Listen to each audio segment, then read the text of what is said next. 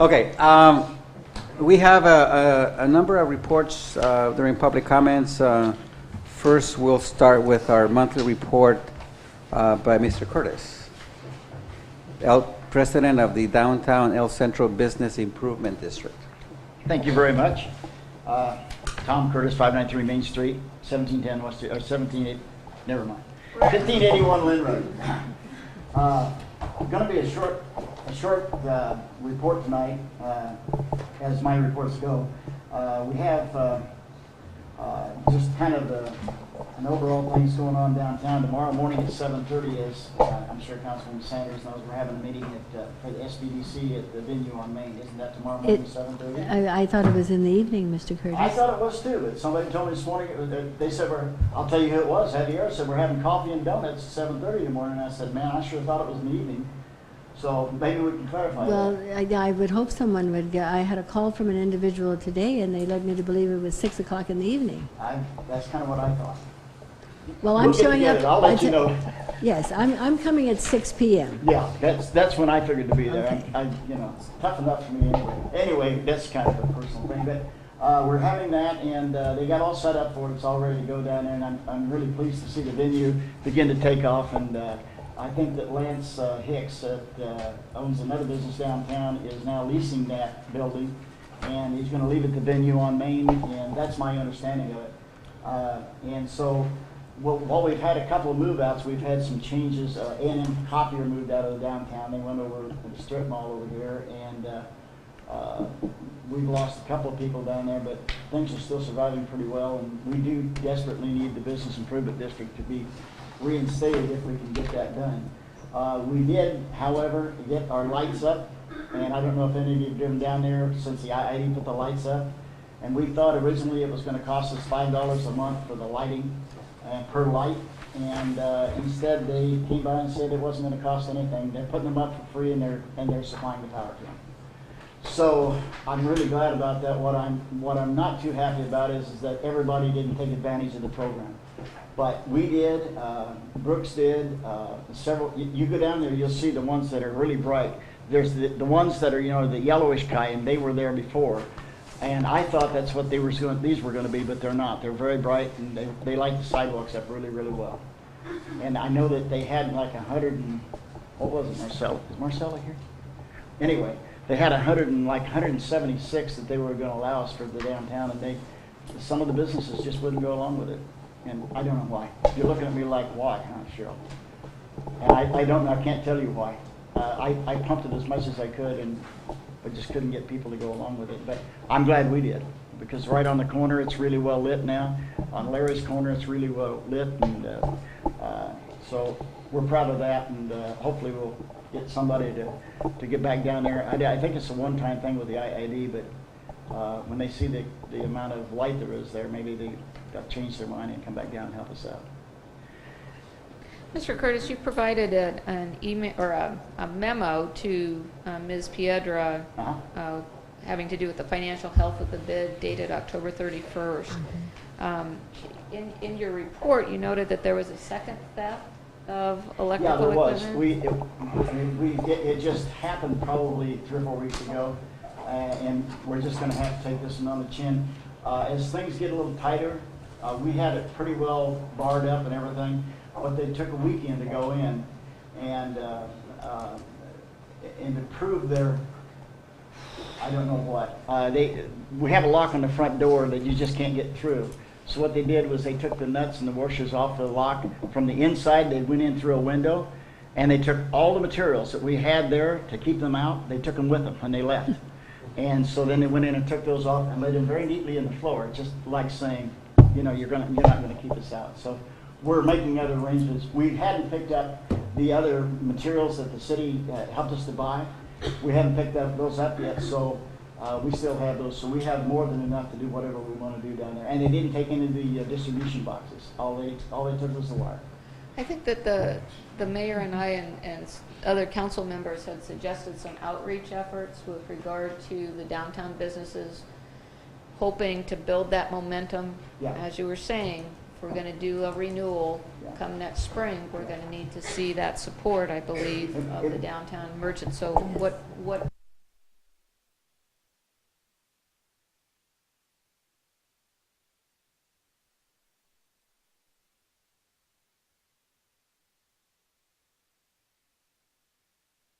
We haven't been able to catch her in or get her to commit to anything, so we're kind of just stalemated, because that was, the grand plan was is that she would get volunteer help to come in and do things, and zero has happened, and I keep asking Javier about it, and he said, I can't even catch her in her office. I can't talk to her or anything, and she's done zero.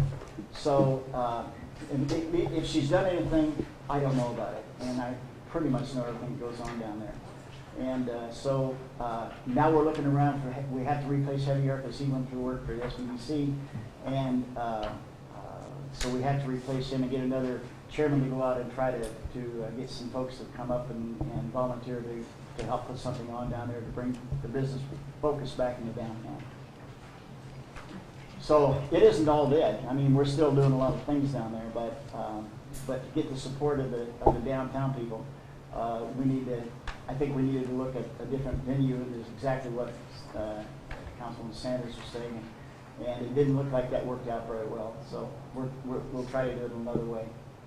And so we're short one board member, and we probably will have to get somebody else to put on the board. But we're still not, we're not counting anything out. We're still looking around, and if you folks hear somebody down there that wants to do something, we'll definitely fall right in behind him and see what we can do to help him. The Downtown Revitalization Roundtable, is that what you were talking about? Yes. Okay, Wednesday, November 16th, 5:30 to 7:30 Okay. p.m. Yeah, Venue 5:30. on me. But I don't think it's breakfast. I don't think it's 7:30 I don't either. breakfast. I need to get a hold of Javier. If he's going to have all those donuts, we need to have somebody to eat them. Any questions for Mr. Curtis? No questions. Thank you, Mr. Curtis. You're welcome. Thank you. Presentation of the 2011 Imperial County Breastfeeding Coalition Workplace of the Year Award by Kay De Pricola, Director of Public Relations at Pioneers Memorial Healthcare District. Good evening. Good evening. I am Kay De Pricola. I live in Brawley. I'd also like my fellow co-members to introduce themselves. Stephanie Lorian of 755 Desert Gardens Drive. Christy Reister, 616 Imperial.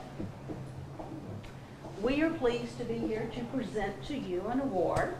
In 1998, the state of California enacted a recommendation that businesses become more breastfeeding friendly, or maybe breastfeeding. And in 2002, they actually enacted where you had to provide a safe, private place in order to express milk. And we are pleased to report that the city of El Centro, and through its efforts of its employees, and indeed has done that, and we would like to recognize you as a mother and baby friendly workplace for 2011. Here, here. Oh, thank you very much. Accepted by Terry.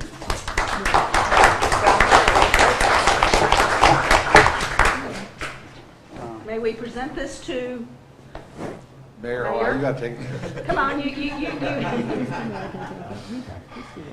Oh, we could make the Well, we can. funniest comments right now. Thank you very much. Thanks.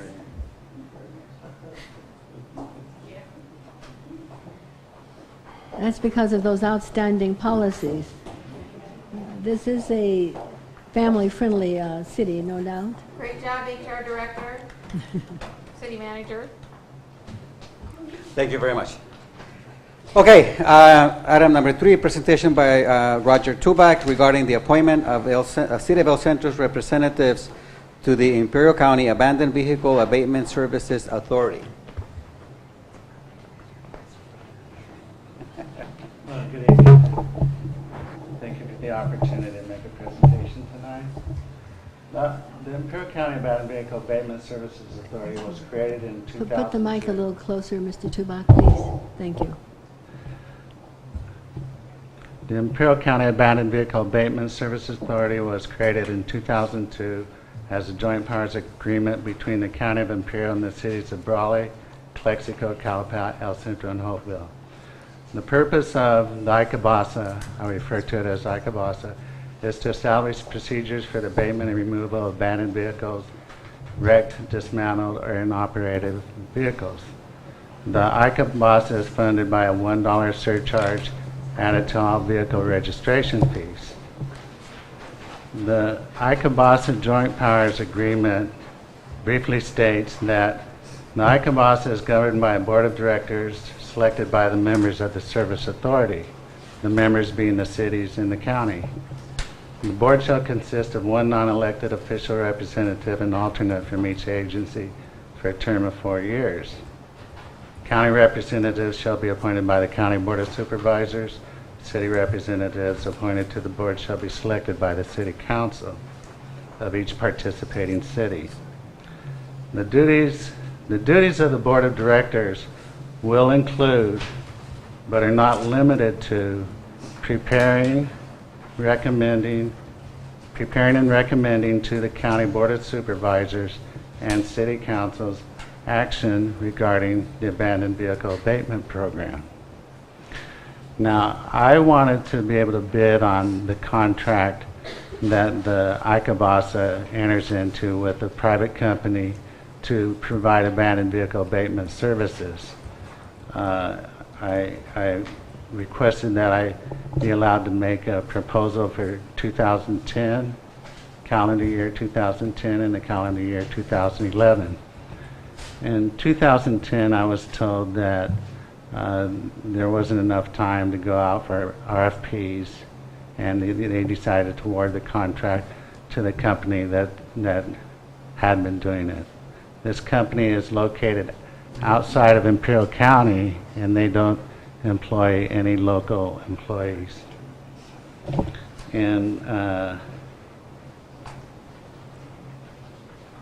2010, I was allowed to do a request. I was allowed to make a proposal for the contract, and the proposal was required to be submitted on December 18th. 3 days later, the board met and approved the contract with the other company. There's a representative with the other company at that board meeting, and I wasn't even aware of the board meeting and wasn't allowed to make a presentation. Now, my question comes in on the duties of the board of directors, where it says will include but are not limited to preparing and recommending to the County Board of Supervisors and City Council action regarding abandoned vehicle abatement program. So if I send in a proposal, shouldn't they then come to the cities and the county and say, we have two proposals, Company A, Company B. We recommend you hire Company A, and these are the reasons. I'm not sure how that works, and so that's part of my questions.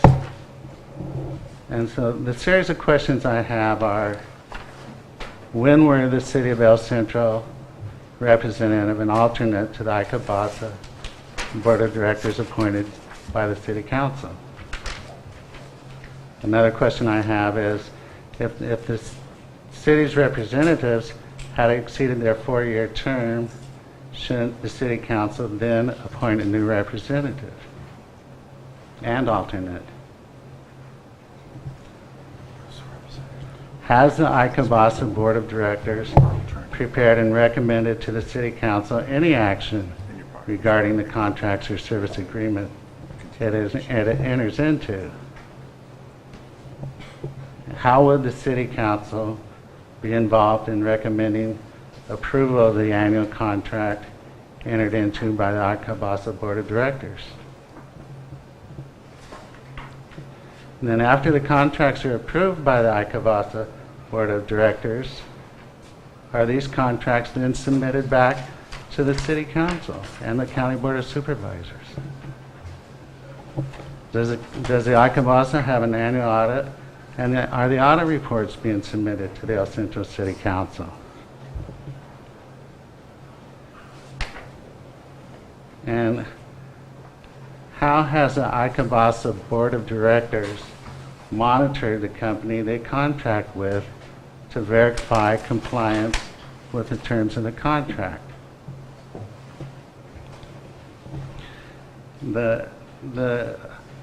When I look at the article, at the service agreement, item number 8 states ownership of the documents and information A copy of all documents, correspondence, and data prepared, provided, or collected as part of the work covered by the agreement shall be the property of the Service Authority.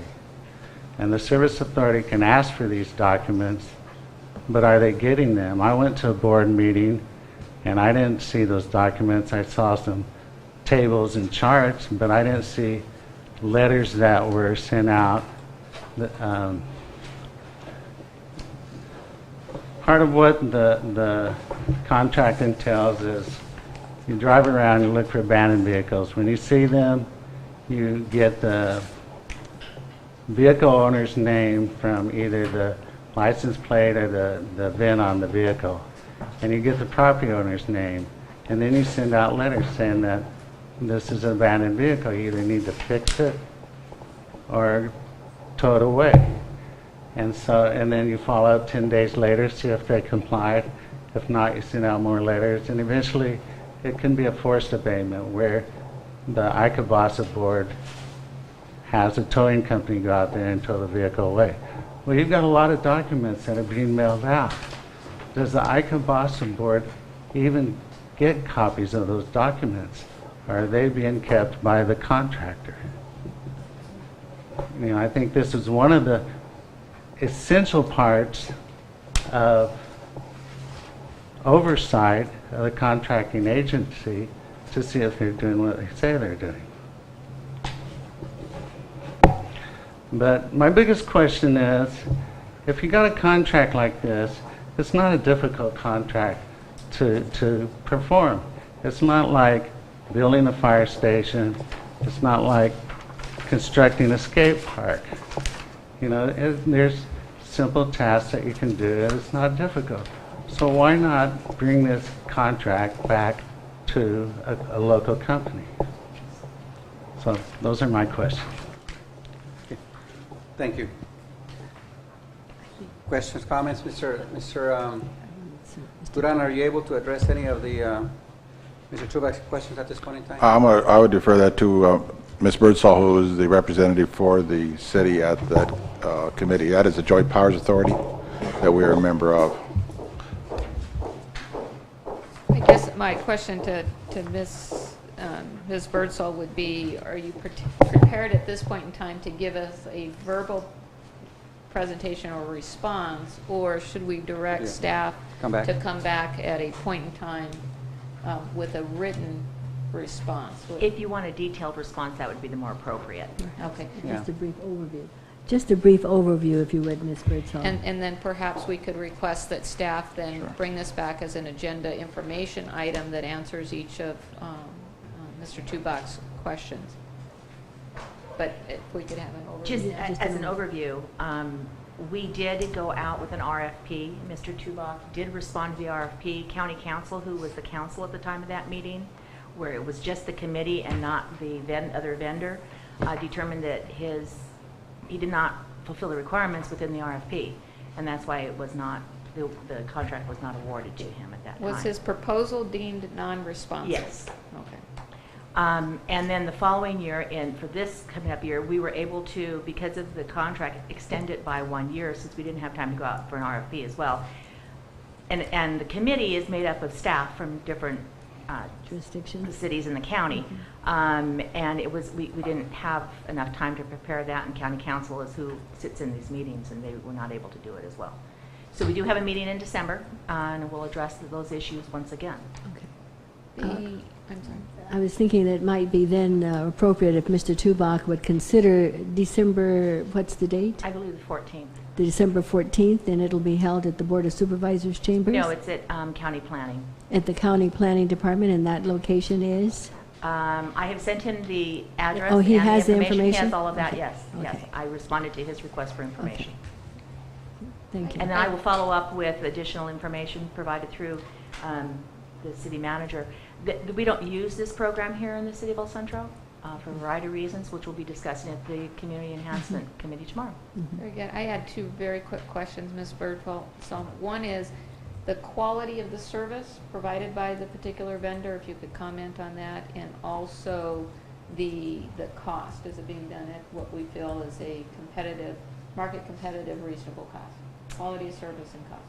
The quality of service we find is very good. The committee reviews the documentation, and we have like 92% compliance without any litigation or anything. People just clean them up and move them out. And so we found that to be very effective.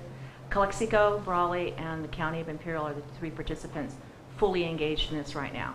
And there's an agreement that builds in the cost. I believe it's $33,000 a quarter, and there are bills that are processed through the county auditor's office. We have very little to do with it, and the auditor's office is who looks at those and determines that they're accurate. Mr. Allen? Any questions? Yes, Mr. I noticed in looking at it that it seems to me it was kind of strange that most of the abandoned vehicles showed up toward the end of the year as opposed to at the beginning of the year. Is there a reason for that? I was just curious when I was looking at the information. I'm not sure what you're referring to. There was a chart that Mr. Tubak included as part of the agenda package, like a month by month, citizen reported violations, courtesy notices sent, certified notice sent, owner abated, agency abated. And what year? Vehicles in Is that by year or? No, by month, and Right, it appears but as though, as Mrs. Walker is identifying that in the backup material provided by Mr. Tubak, it appears as though more abandoned vehicles seem to be October, November, December versus January, February, March. I can't answer that. The vendor actually offered to be here, and I didn't know that was necessary. it was just. But I don't know. I don't know the answer. I saw it and I was thinking to myself, Yeah. why does it all occur toward the end of the year? I don't know. Okay, thanks a lot. I Thank can you. get that answer for you as well. Good. Thank you, Maria. Thank you. Thank you. Now, So we will Tubak. ask staff to have this come back. Ms. Birdsall, would the second meeting in December be sufficient time? They're going to meet. Answer is yes. Second meeting in December. Yes, that'd be December 17th. That should work. Okay, That'd actually be Well, the, the second meeting. but they have a meeting coming up. Thank you. Yes. okay. Mr. Tubak, did you have any further questions? You seem to. Well, yeah, so I guess if I want the answers to my question, I'll come to the meeting in December. Yes, sir. Okay, but the big question I have is how is the city council involved in making decisions on any contracts that are awarded? Limited involvement. Okay. It's a delegated authority. We've delegated the authority for entering in of the contracts, for the evaluation of RFPs. The decision to send out an RFP has all been delegated by not only the councils, but also by the County of Imperial. Okay, and so then the other questions I've asked will be answered at the next meeting, at the December meeting. Correct. Yes. Okay, thank you. Thank you. Okay, presentation of the annual report of the El Centro Regional Medical Center by CEO, Mr. David Green, and Kathleen Pipkin, Marketing Director.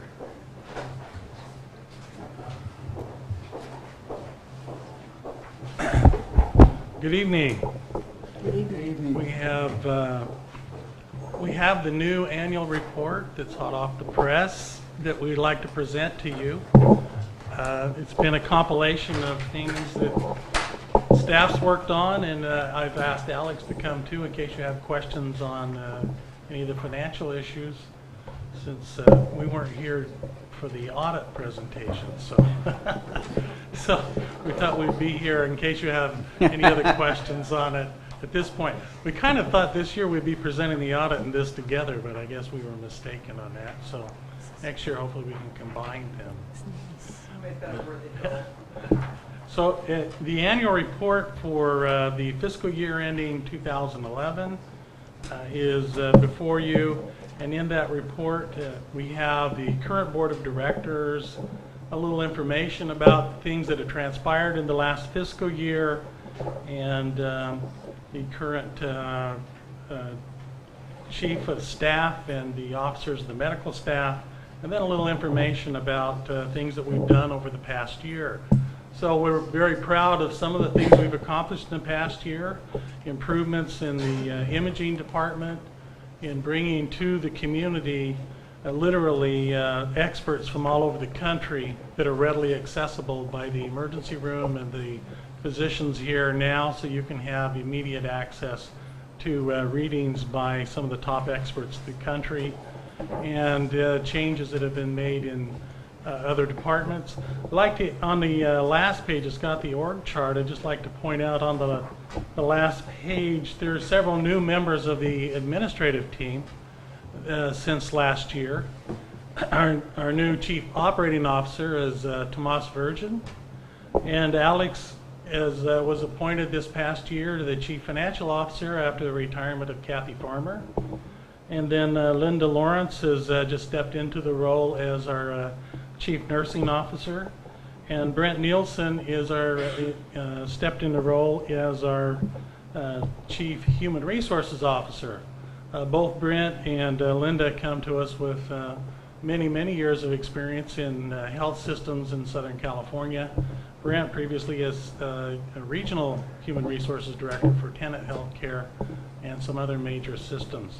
So we're bringing additional talent as we are now facing health reform and trying to gear up for what we expect to happen, even though so many of those things continue to change in a changing environment.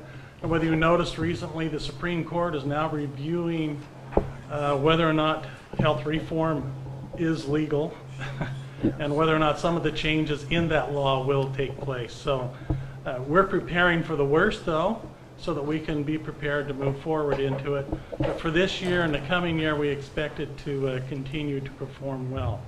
So I thought I'd leave it open to questions from you all, from either me, Kathy, or Alex. Yeah. I have a comment for each. Mr. Green, I think that you're doing an exceptional job at the hospital. I think you've put together a remarkable admin team, and your diligence and expertise are very much appreciated. Thank you. Ms. Pipkin, this is a phenomenal marketing tool. I think it tells an excellent story about the hospital. I think the quality of the marketing campaigns that the hospital has been doing have been phenomenal. Kudos to you. I think your professionalism and expertise in the marketing arena serves the hospital very well. And lastly, for you, Mr. CFO, I was very happy to see the year-over-year description and comparison on page 28, net excess revenue percentage. I know that 2010 was one of the best years ever, if not the best year, at 5.44%, followed up by another very strong year of 4.43%. So I would say under your leadership in the CFO department, you've done an excellent job of controlling costs and maximizing revenue. So kudos to you as well. Thank you. You stole the Oh, words out sorry. of my mouth, Done. Cheryl. Mr. Solomon? First of all, let me say, Cheryl said it earlier today, and so I'm just going to repeat it because I think it fits the occasion. And she was saying that the makeup of the board has really improved, and we have a board now that really has broad-based knowledge of the community and the problems and the solutions to those problems. So I take my hat off to her for that, because that is certainly true. The other thing is, not only do we have a board that is reflective, we have a management team now that seems to be reflective of your personality, Mr. Green, as I like to call it. You've gotten some people, I believe, around you now that understands or look at the goals that you have set for that hospital and the way that you want to do it. I think you have the people in back of you now that will move it in that direction. And so I'm very pleased with those two, the board, the new team, but I'm also pleased of the fact that you're there leading the bunch, and I really take my hat off to you, because I know that you've done an outstanding job, and I continue to expect that from you. Thank you. Thank you.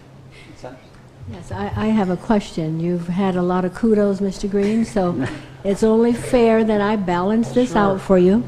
You made a comment in your opening statement regarding the fact that the healthcare reform law is currently being reviewed by the Supreme Court has decided they will review it and anticipate they will have it complete before the 2012 election cycle.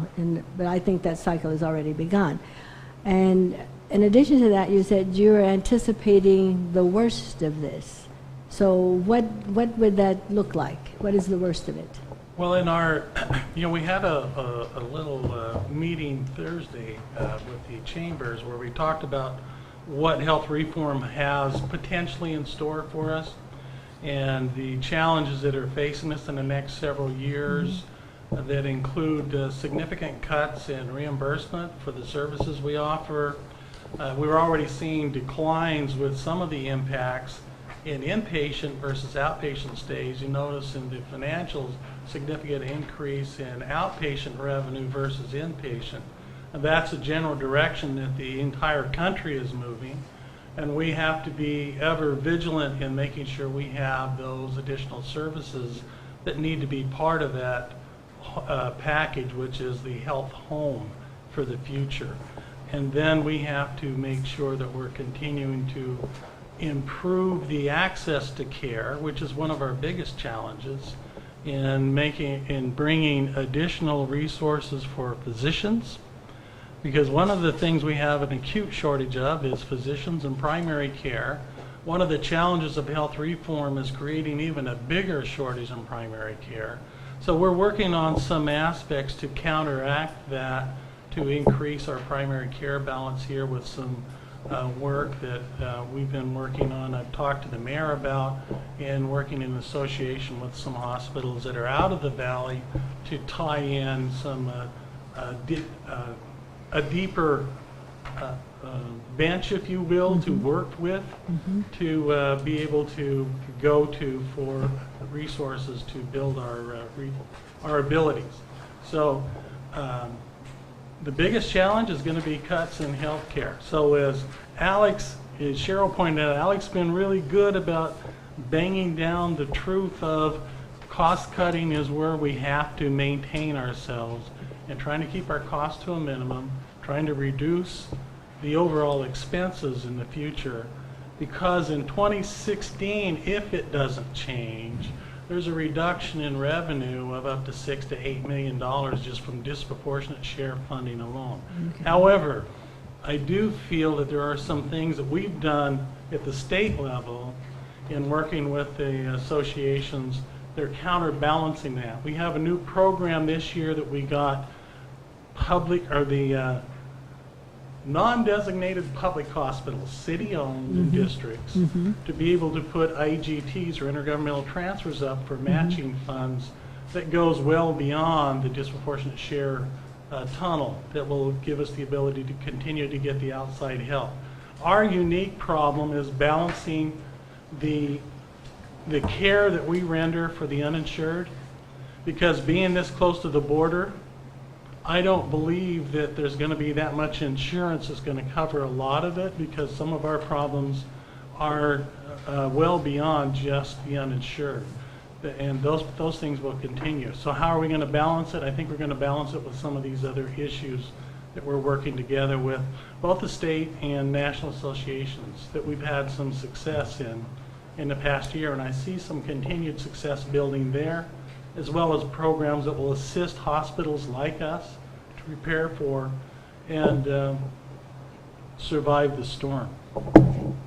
Thank you. Mr. Mayor, I have a follow-up question. And of course, Cheryl pointed out for us how we should look at page 28, which is these comparisons. And as I look at that 2010 and 2011, so I anticipate for the next time that we're doing the strategic planning, hopefully by then there will be an understanding as to the outcome of the Supreme Court and their ruling, and we would have a much better picture of a particular trend and how we're going to address that, the issues that you've identified. Yes, we should. Okay, And I thank you. anticipate being able to Thank get you. better guidance in that. Thank you so much. Thank you, Ms. Anderson. I do want to also express my gratitude for the work that you do. And I'm going to say something that I've said before, but I think it's worth repeating, is, you know, in addition to the information that's on the annual report, which is very good information, unlike many other reports that I read over time, and the people that we show here are truly a reflection of our customers and who our population and who our customers are. And sometimes people don't think about those things. I do. And so to me, it's really important that the graphics, the images reflected here truly represent the community that we serve. And that's a kudos to you, Kathy, for a job well done. Since I started with the council, I've noticed that. And, you know, I think a reflection of how well the hospital is doing relates back to customer satisfaction and how does the community and the patients that seek out our services feel about our services. And throughout the community, there's always a comparison to a hospital that shall remain nameless, but it's about 15 miles north of El Centro. And You're not identifying it, though, right? shall remain nameless. But at the last hospital board meeting, we were given a survey that was done by whom, David? It was CMS, when it came from Medicare. And it's a survey of patients comparing Pioneers, El Centro, UCSD, and also a statewide comparison. And 10 out of the 12 key indicators as it relates to patient care and patient satisfaction and attention and communication from staff, from the doctors, physicians, 10 out of the 12 indicators showed El Centro Regional Medical Center outperforming our neighbors to the north. And those kinds of testaments show the fact that our marketing, our customer service efforts at the hospital are working. And so congratulations, because that's tangible evidence that what we're saying is in fact truth. Thank you. I might add, and most of those were better than our neighbor to the west as well. Correct. True. UCSD. True. David, I know that there's some uncertainties about healthcare reform because of what we just heard, but can you give us a sense of the meeting that was held on Thursday by the joint chambers and what you take from that? I can share with you a slide presentation that was given by Howard Salmon, who was the consultant that actually compared how the two hospitals were working together and what the future looks like in the county. And there were a lot of the illustrations there shown about the number of, or the shortage of physicians as well as the outcomes.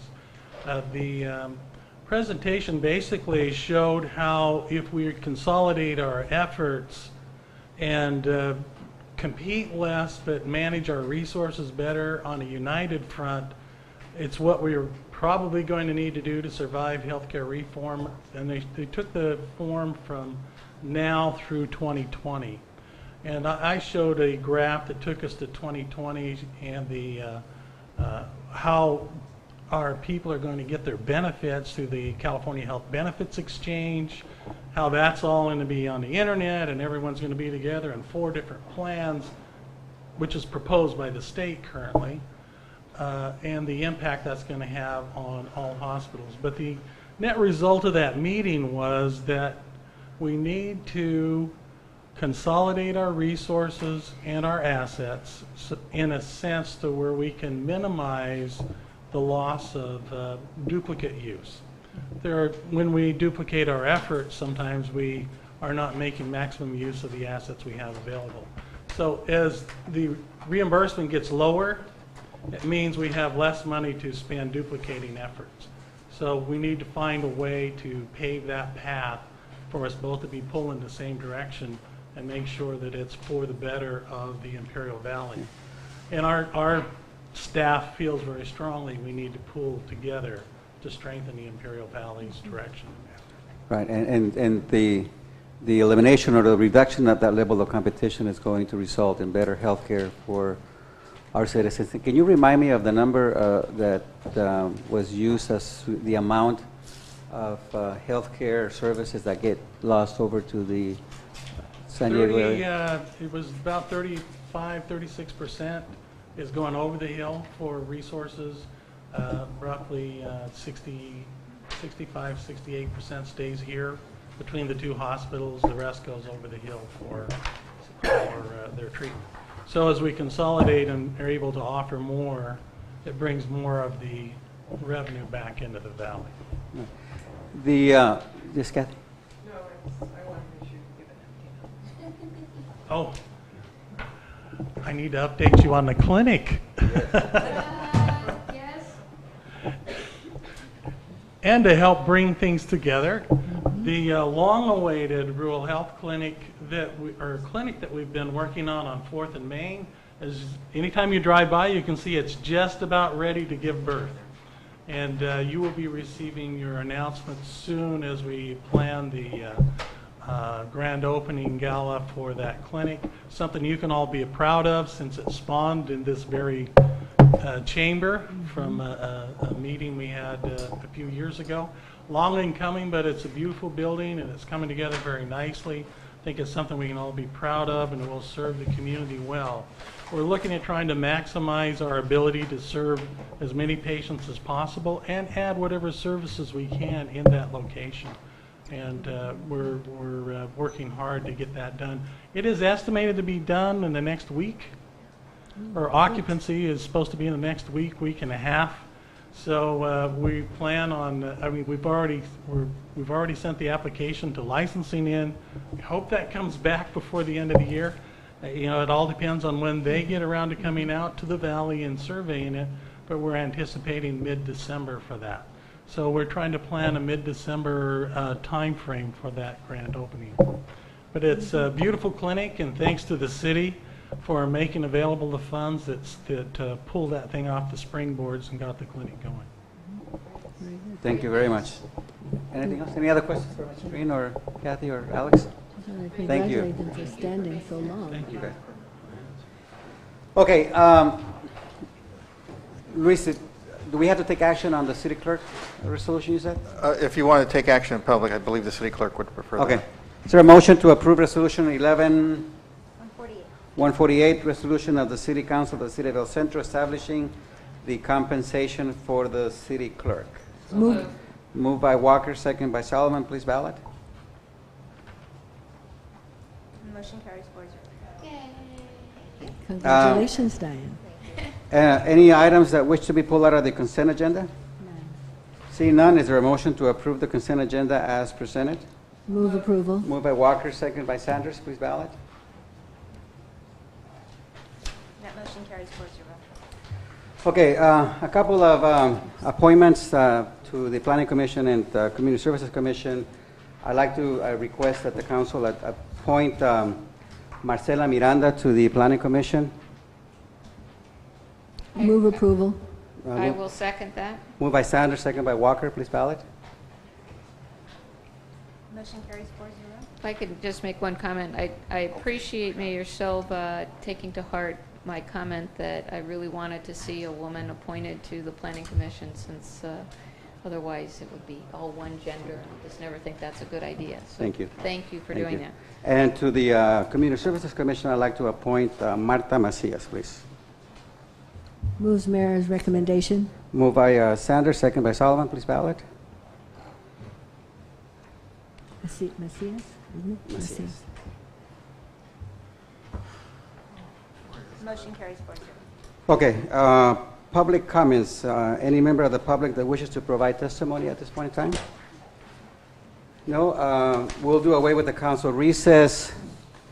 Mayor and council member reports. I do think that we need to talk about a reorganization meeting. I think that the election results, as I mentioned earlier, are final. I don't know when we'll get the certification. Then how long does that take typically? I spoke to the elections department this afternoon, and they said no later than November the 23rd. They should have it to me, but they anticipated earlier than that. Okay. November 23rd. I think in talking to Ms. Sanders and Mr. Duran, in terms of adjourning to a council meeting December 1st would work, Mr. Yes, Duran, it has to do with the staff's making the arrangements outside for the Reception? the reception. And Mr. Jackson, would that day work for you for It's a swearing in? Thursday. December 1st? Thursday, December 1st. 6 p.m. Does that not work for you, Ms. Walker? Well, it's a SCAG meeting date. And it also looks like Diane Caldwell's birthday. Yes. So we can have a double party. A double party. No, I'll be out that day. I'm attending my city clerk's. That's You're SCAG? fine with that? Yeah, the first Thursday of the month is this. SCAG? meeting.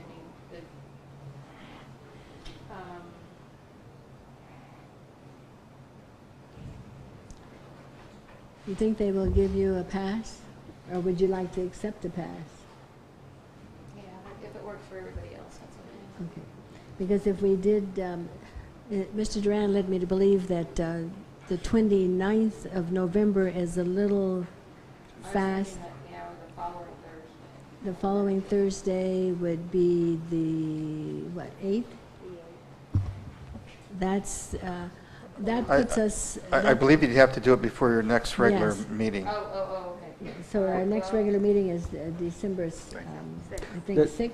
I'll just tell them. Well, is the Okay. 29th completely, He said it's a little difficult for the staff to do the turnaround after the holidays, Thanksgiving holidays. That was the issue. Mr. Well, Duran and I talked about... We need to set up, and we need it a couple days before. That's why the first is optimal for us. Well, then, let's work toward the 1st of December, Ms. Walker. I hope that... I understand that your commitment to SCAG, and I certainly don't want to infringe upon that, but if it's all possible for you to be able to join us? Okay. And Mr. Jackson, you did state that that time frame is, or date rather, is good for you? Okay. Mr. Duran is 6 p.m.? 6 p.m. on the 1st? 6 p.m., December 1st? Okay. so we have to adjourn this meeting to December 1st, 6 p.m.? Diane? Okay. Okay, You want yes. adjourn or- Yes, I think we need an adjournment. Okay. Okay. I think probably we're going to be posting an agenda, so. So probably would it be, post- okay, let's get the city attorney's, what would you suggest, Mr.? No, I think the city manager was saying you can either, the option is either adjourn this meeting to that date or do a special meeting notice. Well, I think we're just going to adjourn it. Okay. We'll adjourn to December 1st, 6 p.m., for the purpose of reorganization. Okay. Okay. Any motion and second? So is that a motion, Ms. Sanders? Yes, the motion. Is there a second by Walker, please ballot? The motion carries 4-0. Okay, we don't have a redevelopment agency meeting now, so is there anything else? We have some reports. I'd like to make a report Okay. on the... Oh, yes, council member reports, I'm Yes, sorry. thank you.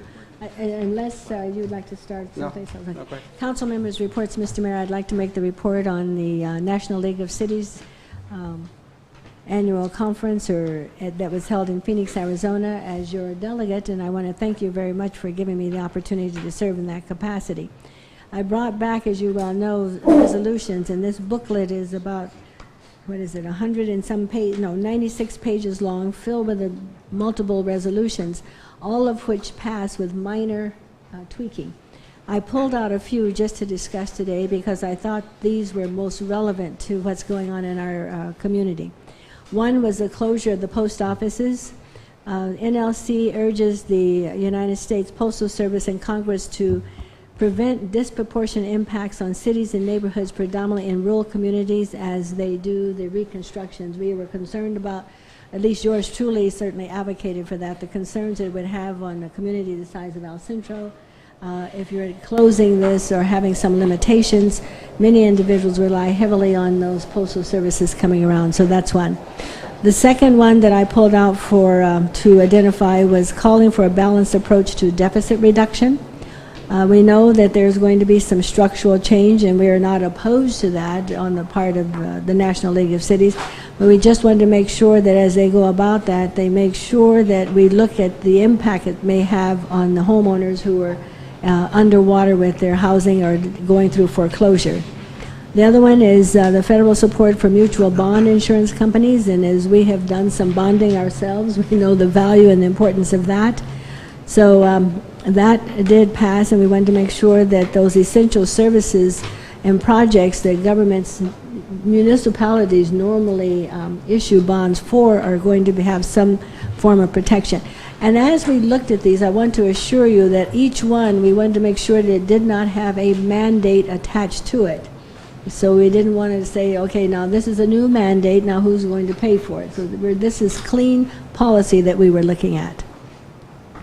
The other was local government support for federal legislation on streamlining of sales use tax, and that has to do with internet and how we're going to pass through that tax on internet. And we're saying, well, if you're going to do that, at least let the local municipality have some say as to how they're going to feel that impact would occur in their community.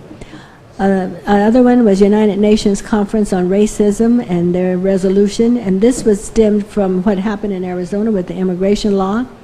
I think you might note that the individual member of in Arizona that was recalled that put that immigration law in place, so he's no more. There was a backlash to that coming forward. The third is the one that we have struggled with here, on again, off again, in the medical use of marijuana. And I thought this was one that was most important for our community. NLC urges the federal government to consider a precise interpretation of what they mean by the Controlled Substance Act, or the CSB, to recognize and address whether the medical use of marijuana is prescribed circumstances is or is not in conflict with the CSC. Otherwise, I will have this packet of, or this booklet, if you will, of resolutions available. Any one of you can peruse through them. You will see strikeouts, markovers, but the majority of these, or all of these, pass without any discussion other than the ones that I've identified. The other thing that Mrs. Walker, upon my leaving, Mrs. Walker provided me a bit of information from Mr. Pettis, who was council member in the Cathedral City, who was concerned about this link, what I'm going to call the Welton Branch Railroad line. Now this link, we were up at one ungodly hour. This started at 7:30 in the morning, and we were there blurry-eyed and all, trying to figure out how we would help address this. This is a link from Los Angeles down through Phoenix and beyond. Mr. Pettis and I concur that this would be of vital importance for us to moving goods and services. And if the link goes to the east, and I call Arizona east, at least from El Centro, we anticipate that it could also go west, which means go beyond Palm Springs area up into Los Angeles, Sacramento, and then San Francisco. So I think that this was well received, at least those of us in attendance. There was about a dozen of us there, and there was quite a bit of concern. The unfortunate thing is, as many of these fine ideas, there's limited resources. So we're going to have to work with public-private partnerships. The main thing is, how do you get the right-of-way to put this rail in place? What are those cities that are currently having the rail stop in their communities? What are they saying if it bypassed their community? So there's a lot of issues at stake here. So this was just the beginning of the discussion as it relates to this rail link. And so Mr. Pettis said he would share that information with you, and wanted me to inform you that thank you very much for making sure that I got the information so that I would be able to be in attendance. So, Mr. Mayor, that completes the report. And thank you for attending the League of Cities on behalf of the El Centro Council. Mr. Salomon, any comments? Ms. Walker? How was the dinner? Oh, dinner was marvelous. Let me add another piece. I had the distinct honor of doing a mobile tour. I'm always impressed with the mobile tours. I was concerned about what they were doing in the revitalization of their downtown. I was struck by the fact that they moved their, and now when this may have occurred, I don't know. The last time I was there was probably 10 to 15 years ago, or maybe 10 years ago when the NLC had its conference there. But they have moved the Greyhound bus station out by the airport. So they have completely revitalized the downtown. And since this is a part of a neighborhood where Ruben spent a lot of his years developing his managerial skills, he might be able to add some pieces to this. But what they were able to do in the downtown area was really remarkable. And I thoroughly enjoyed going and allowing myself, or they allowed us to take a trip. It was a 4-hour trip. So you could go in, they stop, you get off, and you peruse through various portions of the downtown to see what they actually did. Unfortunately for some, this was a 10-year project.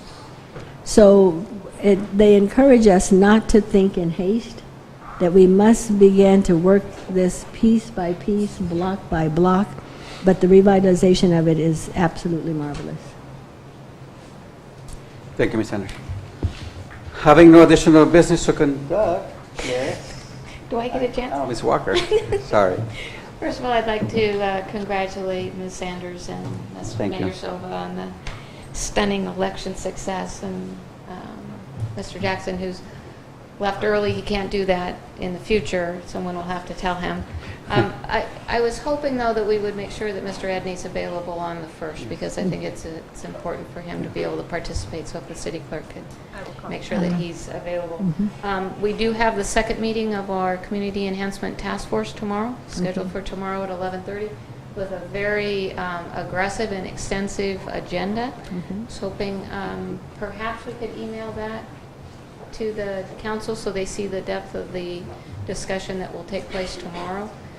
Mr. Edney is the second council member that has been appointed to that task force. If there was interest in somebody else attending, or if you would like me just to continue alone, that would be okay. It's tomorrow at 11:30. Yeah, tomorrow. Okay. Well, I will report back on the meeting then. Okay. Okay. Now, Now. no further business to conduct. We are adjourned until December 1st.